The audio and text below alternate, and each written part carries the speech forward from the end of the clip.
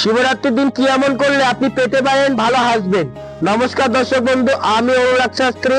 যার শিবরাত্রির দিন মেয়েদের, বিশেষ করে কুমারী মেয়ে বা কুমারী নারীদের উপোস থাকা তো বাধ্যতামূলক, এবং শিবকে অভিষেক করার এবং অষ্টগন্ধা পাওয়া যায়, দুধ, মধু, ঘি, চিনি, পঞ্চামৃত থেকে শিবলিঙ্গকে অভিষেক করান এবং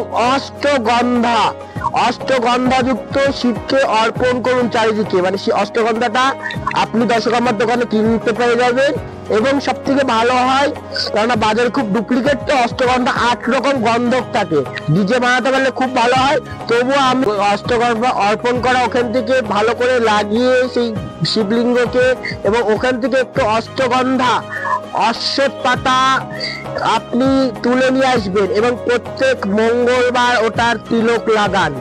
যারা ভালো স্বামী পেতে চাইছেন, এটা প্রত্যেক মঙ্গলবার তিলক লাগান, খুব ভালো ফল পাবেন।